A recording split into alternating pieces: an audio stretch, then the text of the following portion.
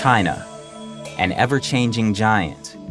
Home of the world's oldest living civilization, this land was nearly stripped of its spiritual roots after 70 years of communist dogma. After the disastrous Cultural Revolution, the Chinese Communist Party, or CCP, pretended to reform itself so it could attract foreign investment. Now it is done pretending. It's critical the world understand the regime's agenda, tactics, and how to deal with it, or we risk being caught underfoot by the imminent dangers it presents. The coronavirus outbreak is the latest wake-up call. Originating in China, the virus got out of control because the CCP hid it and lied about it. One of the first Chinese doctors who tried to warn the world about a new coronavirus died on Friday from the illness. He and 7 others were reprimanded by Wuhan police last month for spreading illegal and false information about the coronavirus. For the regime, censoring information to maintain tight control is far more important than saving lives. This obsession with power has thrown the whole world into crisis. European Commission President Ursula von der Leyen confirmed on Tuesday that the EU would be closing off its external borders to curb the spread of coronavirus. The death toll from the coronavirus in Italy on Thursday overtook that of China, where the virus first emerged, making Italy's outbreak the deadliest in the world and now the epicenter of the pandemic. U.S. health experts fear the country is on a similar trajectory as Italy. Total cases as of this morning in New York City, 21,873. Criticism is growing over China's handling of the CCP virus outbreak. And if people would have known about it, it could have been stopped in place.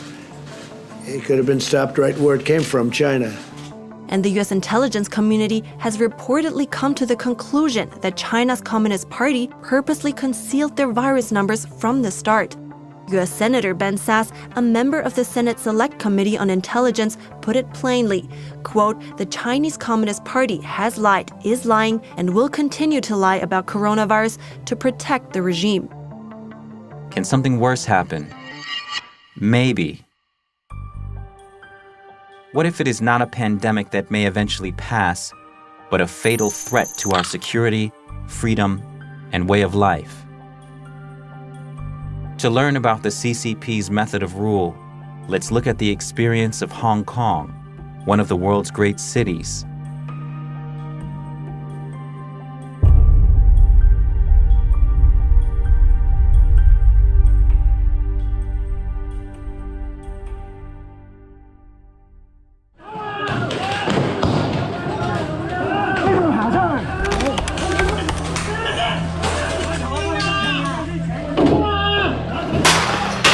Hong Kong's Polytechnic University was in flames on Monday as police laid siege to the educational institution turned fortress.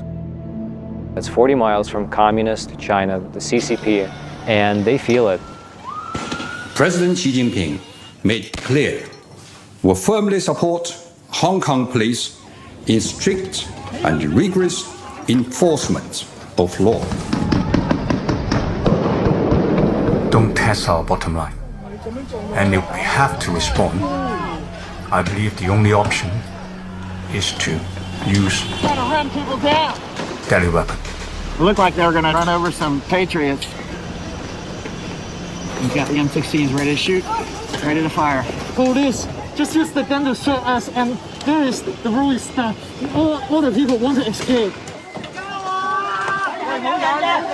They don't have the warrior culture here. They're super peaceful here. Generally, they like to go to school, make money, that sort of thing. Super civilized. Hong Kong was once one of us, free and vibrant. It shared the core values of other liberal democracies. But after the handover, its freedoms have come under the CCP's constant encroachment.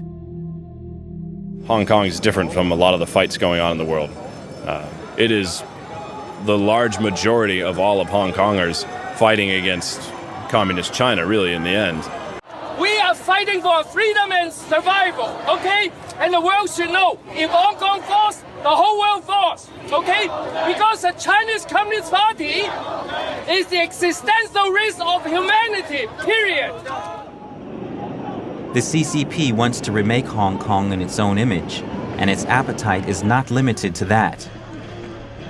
PRC, the regime in Beijing, is the most evil regime, if we leave aside the Soviet Union, since the Third Reich. The difference is that the Soviet Union and Third Reich didn't dominate critical global supply chains, including those providing life-saving medicine. In 5 to 10 years, we'll have virtually no manufacturing capacity left for generic drugs. And again, this is 90% of our medicines. Chinese companies formed a cartel, dumped it on the global market, and they drove out all the US, European, and even Indian producers. This was in the early 2000s. And once they gained dominant market share, prices went back up. What we've seen is not that China has become more like the rest of the world and that it's liberalized. We've seen it go the other way. European countries have been naive about China for too long. It is a different system. And there is a risk that a different system tries to impose its system on other parts of the world. Before we realized it, the CCP had a death grip on our economy and had infiltrated our institutions. From the party's great firewall in cyberspace, or to that great wall of sand in the South China Sea.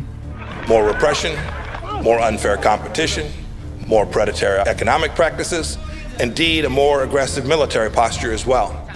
If we do not meet this threat now, it's going to define our century in much the same way that the Soviet Union defined the last century. Learn from the Hong Kong experience, because we have been dealing with this giant for at least 22 years. We have what has been happening on the ground to illustrate and to demonstrate to you how the CCP can go about taking over all these institutions and values.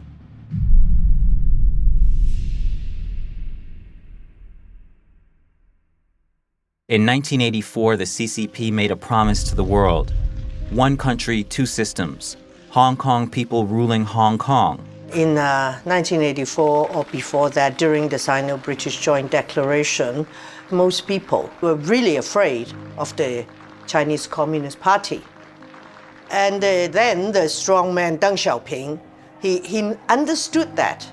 He said, yes, Hong Kong will be handed back to China in 1997. But don't be scared, because the communists are not going to come and run Hong Kong. Why? Because you will have one country, two systems. One for the mainland, one for Hong Kong.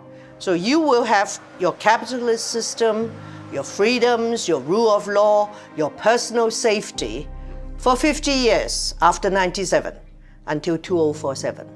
就说50年不变了，50年之后更没变的道理。对。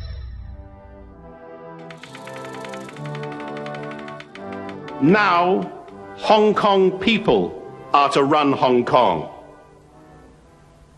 That is the promise, and that is the unshakable destiny.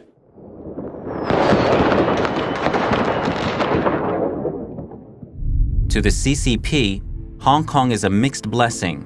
It is crucial for China's international trade and foreign capital raising.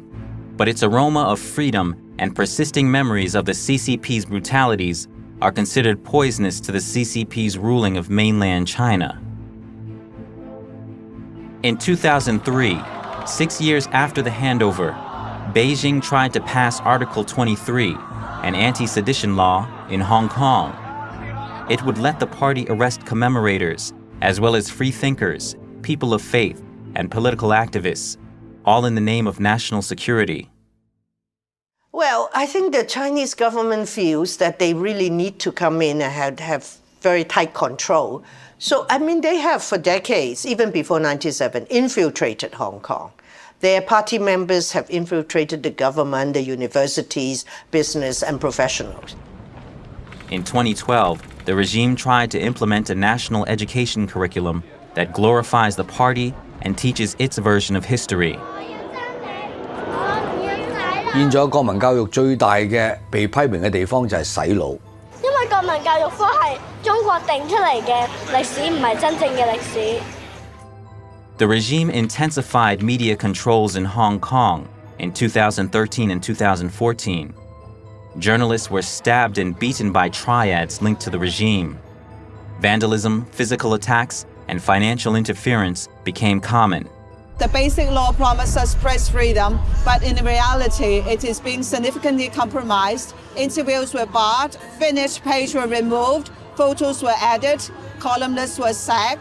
This is the worst time. I think most of mainstream media are self-regulated and self-censorship. We also see that the Hong Kong media has been either buyed up or controlled by the Chinese capital. In August 2014, Beijing laid down strict limits on promised voting reforms in Hong Kong. All candidates would be approved by the regime. For Hong Kongers, it meant the death of their democratic dream. What we want is the right to elect our leaders so that our leaders have a genuine mandate to govern Hong Kong. This will improve governance. We also want to see Hong Kong people having a genuine choice in electing their leaders and no screening mechanism. Beijing is reneging upon promises made in 1997 and also promises made to Britain that Hong Kong can retain a high degree of autonomy. It's been a month since pro-democracy protests erupted in Hong Kong, and these umbrellas have become a symbol of the movement. In November 2016, China's top legislature interfered in an ongoing politically charged court case by issuing an interpretation of Hong Kong's basic law. This led to the disqualification of 2 elected members of Hong Kong's Legislative Council. China's parliament recently made a rare interpretation of Hong Kong's mini-constitution, rebooting fears that Beijing is tightening its grip on Hong Kong's unique political process. It was unnecessary and would do more harm than good to public perception of the continued respect for the rule of law in Hong Kong. In a stunning move, on the eve of the 20th anniversary of the handover of Hong Kong, the Chinese regime betrayed the pledge that Hong Kong's return was founded upon. 中英联合声明作为一个历史文件，已经不再具有任何现实意义。对中国中央政府对香港特区的管理也不具备任何约束力。英方对回归后的香港没有主权、没有治权，也没有监督权。In 2019, under Beijing's urging, Hong Kong's chief executive tried to push a bill that would allow the extradition of Hong Kong residents and visitors to China.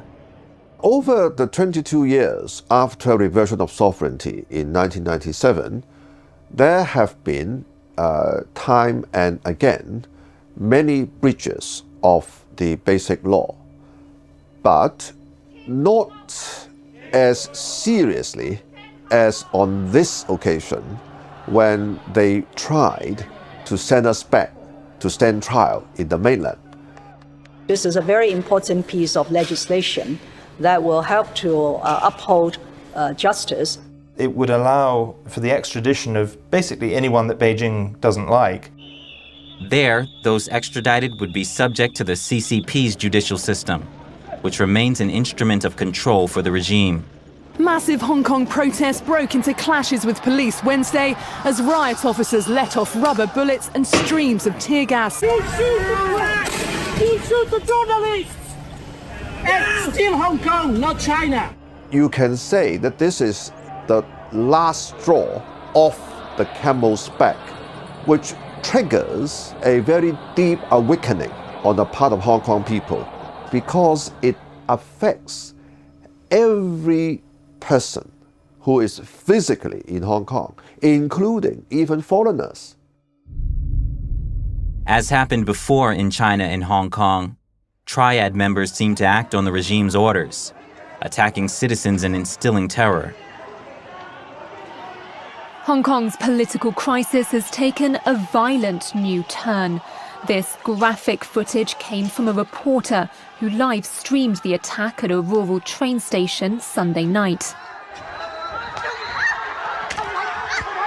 After weeks of clashes between demonstrators and police, the spotlight has shifted to the territory's shadowy criminal network. Authorities say 45 people were injured in the attacks, with one in critical condition. Witnesses said police left Yunlong Station when the violence started and then never responded to repeated calls for help. 前前後後起碼超過1個幾鐘頭。我對於警方係完全冇派人去嘗試控制個局面呢，係表示極度憤怒。More than apparent collusion between the police and the triads in that neighborhood, inexplicable. And the idea seems to be one of to shock, to awe, to terrorize. The terror rose further when police began random beatings. 我見到嘅係有警察嚟嗰一下，每個人都好驚警察，竟然係點解佢哋嚟咗往中環呢個車卡去襲擊我哋？然後佢係冇行過嚟問你係邊個啊，都冇做過任何佢去詢問嘅過程，佢就係拎住佢支棍，拎住胡椒噴霧打人、襲擊人、噴人。一班應該要保護緊香港市民嘅人，最後令到香港市民受傷嘅人，點解會係一啲要保護我哋嘅人去令到我哋受傷呢？香港嘅警察咧係採取咗一個新嘅方法，所謂止暴制亂，就係咩咧？叫做震懾效應。震懾效應係咩咧？佢唔介意俾傳媒影到佢哋呢啲過分極端嘅震暴手法，佢調翻轉佢係要你影到添，然後同時通過呢啲嘅社交媒體啊或者電視台嘅畫面嘅傳播咧，係震懾咗大家唔出嚟，特別係針對咧越後生嘅所採取嘅手法越極端。其實而家直接指揮緊香港警察嘅應該唔係林鄭月娥，咁我相信就係呢個所謂政法委啦、國安公安嘅系統指揮緊香港警察，所以先至會咧係用一種更暴力、更兇狠嘅方式去鎮壓呢個香港嘅示威。One protester was shot by an officer at close range, leaving him bleeding and howling on the ground. Police in Hong Kong opened fire on anti-government protesters Monday morning. Local media report at least one person was hit. Video footage showed a protester lying in a pool of blood, his eyes wide open. This week was the first time officers used force on campus grounds. For hours, they fired a barrage of tear gas, rubber bullets, and water cannon. On university campuses across Hong Kong, thousands of students dug in on Thursday. Surrounded by piles of food, bricks, petrol bombs and other homemade weapons, they're waiting for what happens next amid the city's escalating violence. Clashes between Hong Kong police and protesters have continued to escalate over the weekend. The city's Polytechnic University has now become the epicenter. Hundreds of protesters are still holed up at the Polytechnic University in Hong Kong after an intense two-day confrontation with police. Arrests have been made throughout the day as anyone who tried to leave the university was either pushed back by tear gas or arrested immediately. Some left through daring escape attempts. For those who have escaped, Hong Kong's police has a message. Let me tell you this, you can run, but you cannot run forever. Just like the day before, a man that was identified by us has been arrested. Criminals that have escaped will eventually be captured. 香港保安局局长李家超公布了警方统计的数据，指今年从6月到9月的自杀案件共有256宗，比2018年同期多出34起，而发现尸体案件为2537宗，比去年增加311件。Many of the victims are young protesters with questionable details surrounding their deaths. Christy Chan was last seen in late September on her school campus. After she went missing for 3 days, her naked body was found at sea. Police dismissed critics' claims that Chan died at the hands of the police force, saying there was nothing suspicious about the teen's death calling it a suicide. 之前，一名蒙面港警在接受韩国媒体采访的时候，披露多个警报内幕，包括陈彦霖浮尸案、721元朗恐襲案，以及警察涉嫌強姦示威者等個案。好似啱所講，因為全裸嘅浮屍太少見啦，實在。即係一開始其實警察內部係懷疑係謀殺，跟住之後向公眾公開嗰陣就話係屍體發現咁樣。佢內部淨轉埋嗰個調查方向轉喺度屍體發現啦，即係禁止內部以謀殺方向去調查。民眾能夠普遍能夠感受到這種自殺是不尋常的，而且是年輕人，有的是撈起來都是背包，就是他的打扮都是黑衣服，勇武的那種打扮，那人們普遍感覺到恐懼襲來，感覺到中共讓你意會到這是中共幹的，他故意讓你意會到是中共幹的，但是沒有證據，警察說沒可疑，但是他也讓你感覺到這裡的很多破綻，就是說不是一單兩單，是這個時候密集發生的這些事情。So we're here at the Epoch Times print shop in Hong Kong. Just this morning, 4 masked men entered the print store at about 3:30 a.m. with gasoline cans and actually threw gasoline down on the floor and actually lit the print shop on fire, either in an attempt to burn the whole place down or as a threat to the people working in here. The Epoch Times is one of the only Chinese language papers and papers around the world who report very accurately with an in-depth knowledge of the Chinese Communist Party. 攻击印刷厂那一天呢，11月19号也是大举安发表九评共产党社论的15周年的日子。大举安的九评共产党社论呢，触发了中国大陆的一场精神运动，就是退党潮。现在目前超过3亿的民众，中国民众用化名的方式退出中国共产党的这个相关组织。那中國共產黨對大紀元的這種恐懼和這種憎恨啊，就不言而喻啦，都看得到。我哋可能5年前雨傘運動嗰時仲會講緊話冇激嬲共產黨咁樣，但係其實經過5年之後，當香港人發現其實呢一切嘢嘅幕後黑手係中國共產黨嘅時候，香港人已經好勇敢可以企出嚟話，我哋依家就係要面對共產黨，要面對中共呢一個政權。咁我諗呢個已經唔單單只係某部分抗爭者嘅民意。而係大部分香港人嘅覺醒。有冇諗過今日去唔去？我冇驚過，出得嚟行就預咗呢啲嘢。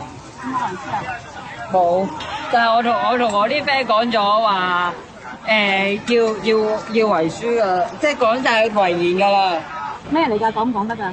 講得啊！即係總之，如果我真係有咩三長兩短嘅，咪為見到我嘅浮屍啊乜嘢嘅。攞去器官捐贈咯，捐下啲有需要嘅人咯。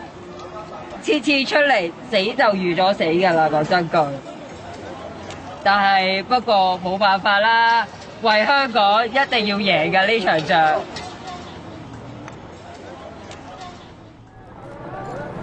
A lot of the people I spoke with, I asked them, I'm like, hey, the CCP is very intolerant, very inflexible, and they're not likely to grant those 5 demands. How long are you willing to fight for those 5 demands? And almost everyone I asked to, dozens of people, they said one of 2 things: until I die or until they're met. 香港人能夠咁不怕死，走在世界嘅前線對抗嗰個極權，係因為我哋唔係中國人咁樣喜歡做奴隸，我哋唔做奴隸，我哋就係講俾政權聽，我哋係唔會屈服嘅，我哋係站喺個前線咧，係對抗呢個龐大嘅鎮壓共產機器。我哋係無路可逃，我哋諗住死，我哋不如就繼續抗爭落去。民不畏死，奈何以懼之？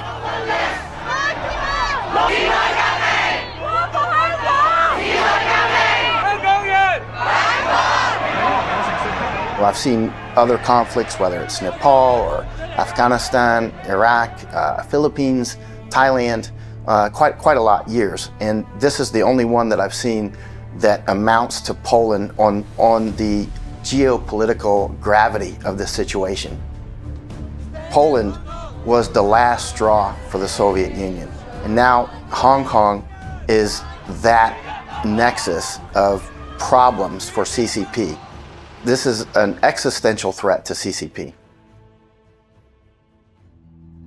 the CCP has made many promises. In 1944, Chairman Mao told the visiting U.S. Army Observation Group, "The U.S. is our good friend, and the Chinese Communist Party's goal is to establish an American-style democracy for Chinese people." The American officers spent a year in Yan'an assessing the communist organization and their military potential. With full U.S. government approval, the Americans instructed the communists on strategy and weaponry. I think at the time that they were a democratic force, that they were a popular force, and they had a popular support.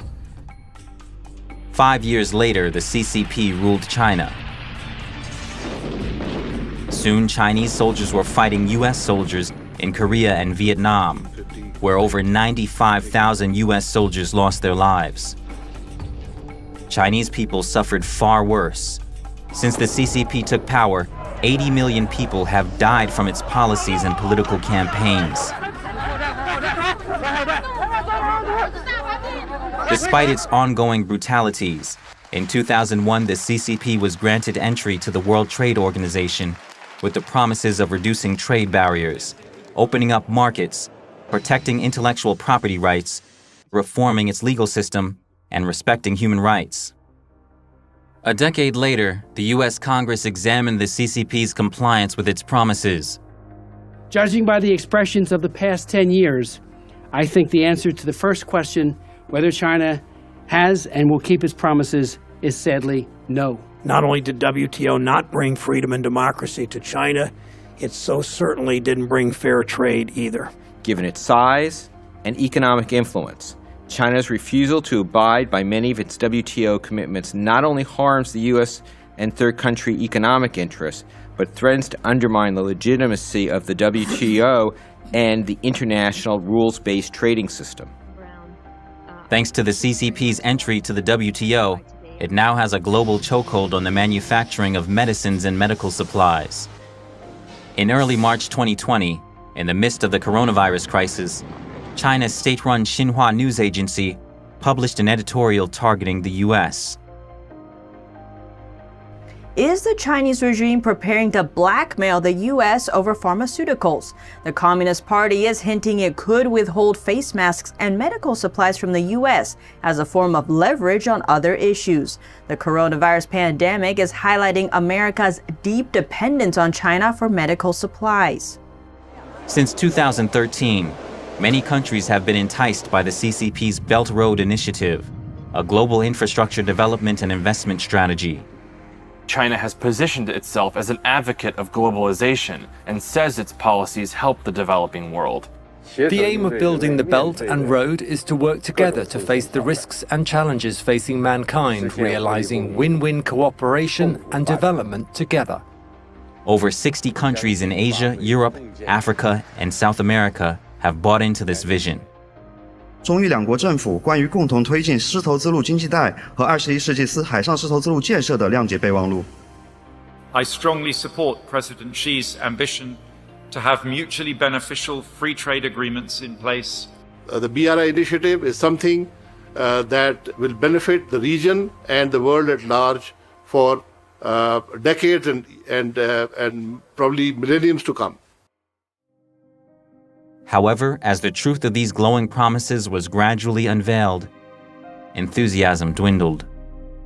Die Forderungen der Europäischen Unionsländer, solche Stichworte wie freien Handel, Level Playing Field, gleiche Bedingungen aufzunehmen, dass diesen Forderungen nicht nachgekommen wurde. Critics of Belt and Road say it traps some poor countries with debt that could put their sovereignty at risk. These Chinese institutions are lending to countries often with very opaque agreements that no one knows the terms of until there's a bankruptcy or a failure to deliver, to pay back the terms of the loans, often with corruption taking place and outright bribery of local officials for projects of dubious merit that don't use local workers or local materials, but really are almost at the exclusive advantage of Chinese lending institutions, Chinese industrial overcapacity, Chinese labor access, with ultimate Chinese political control strategies and objectives over many parts of the world. Do not accept foreign debt that could compromise your sovereignty. Protect your interests. Preserve your independence. And just like America, always put your country first. With its growing clout, the CCP has bared its claws. From its military expansion abroad to its control of more UN organizations, from its infiltration and coercion of international businesses, universities, news media, movie studios, and governments, to its public assaults on organizations and individuals who dare to criticize it, the CCP is attacking the vital organs of the free world, like a political incarnation of the deadly coronavirus. They're using our institutions and our norms and our values against us in ways that we hadn't necessarily envisioned towards their own authoritarian agenda. This is part of a persistent effort by Beijing to rework the international order to its advantage. So I was telling our friends in liberal democracies that if you do not try to rectify this now, given, say, a decade more, you will find yourself to be completely helpless and you will be at CCP's mercy. If you do not act now, what Hong Kong experienced and went through in the freedom movement during the last 6 months could easily be your fate in the future. So it is, to put it shortly, today's Hong Kong can be the world's tomorrow if you do not act now.